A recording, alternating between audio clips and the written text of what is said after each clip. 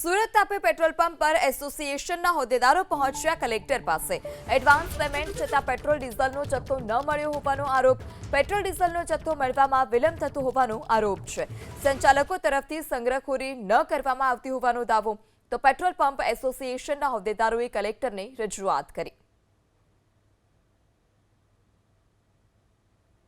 Company જે petrol diesel વોરને લીધે જેમ પેટ્રોલ ડીઝલનો એ ક્રૂડ ઊંચું જવા માંડ્યું એ લોકોએ એડવાન્સ પેમેન્ટ કરી દીધું। એડવાન્સ પેમેન્ટ બી ડીલર લોકો કરે છે, પણ જાણી જોઈને એ લોકોને ખોટ જાય છે, એટલે જાણી જોઈને સપ્લાય એ લોકો ડીલે કરે છે। મારે 2 ગાડી જોઈતી હોય તો 1 જ ગાડી આપે। રજા છે તો આગલે દાડે જે માલ પૂરો એ લોકોએ પંપો પર આપવો જોઈએ તે આપતા નથી। એના માટે સાહેબને રજૂઆત કરવા આવ્યા છે। કેટલી મુશ્કેલીઓ પડતી હોય છે? મુશ્કેલીઓ પહેલાં તો શું હતું કે પહેલાં તો અમે વગર ઓર્ડર કરીને માલ મોકલી આપતા હતા, એટલે રજા આવતી હોય તો ઓટોમેટિકલી એ લોકો કરતા અને અમે બી લઈ લેતા હતા। આજે હવે અમે એડવાન્સમાં માંગીએ છીએ કે મારે 2 ગાડી જોઈએ છે તો 1 ગાડી આપે છે અને પેમેન્ટ એડવાન્સમાં કરાવડાવે તો બી ટાઈમસર આપતા નથી। એને લઈને અમારી રજૂઆત એ જ કરવા આવ્યા છે કે કાલે ઉઠીને પંપ ડ્રાય થશે તો ડીએસઓ કલેક્ટરને એવું લાગે કે આ ડીલરો તરફથી તકલીફ છે, તો અમે રજૂઆત એ કરવા કે અમારા તરફથી અમારા તમામ ડીલરો એ કરવા માટે તૈયાર છે। કંપની તરફથી માલ મળશે તો અમે વેચવા માટે તૈયાર છે। બસ કઈ રીતે કલેક્ટરને રજૂઆત? કલેક્ટરને પાસે રજૂઆત તો એ જ છે કે ભાઈ આ રીતે માલ અમે જો ઓછો આવતો રહેશે તો અમારે કેવી રીતે કરવાનું છે।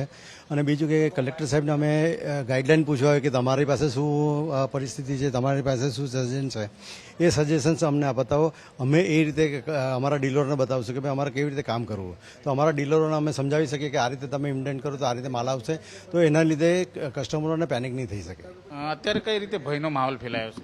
અત્યારે શનિવારે જે સાંજે 5 વાગે ડેપો બંધ થઈ ગયો અને રવિવારે રજા હતી, એટલે ઘણા પેટ્રોલ પંપ પર પેટ્રોલ ડીઝલ મળી શક્યું નહીં। શનિવારનો ઓર્ડર હોવા છતાં તો ઘણા પંપ પર અત્યારે પેટ્રોલ ડીઝલ નથી સોમવારે, તો તેનો પેન્ડિંગ લોડ છે અને આજે બીજા ઓર્ડર પડશે તો આજે પણ 5 વાગે ડેપો બંધ થઈ જશે તો બીજા ઘણા પંપ પર પેટ્રોલ નહીં પહોંચશે।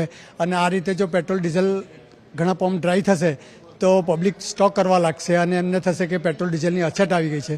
એવું નહીં થાય એવી કંઈક સિચ્યુએશન ઊભી કરે એવી રજૂઆત કરવા માટે આવ્યા છે। તમે જણાવો, અત્યારથી જ કઈ રીતનો ભય છે? પેટ્રોલ ડીઝલ આવે એવું લાગે છે ભવિષ્યમાં? અત્યાર સુધી લોકોને કોઈ જાતનો ભય નહોતો। અત્યાર સુધી લોકોમાં સરકાર તરફથી જ્યારે એમ કહેવામાં આવ્યું હતું કે ભાઈ અત્યારે આપણી પાસે પૂરતો ક્રૂડ ઓઇલનો સ્ટોક છે અને પૂરતું પેટ્રોલ ડીઝલ છે, એટલે કોઈ પણ જાતની કોઈ તકલીફ ઇન્ડિયામાં ભારતમાં આવી શકે એમ છે નહીં।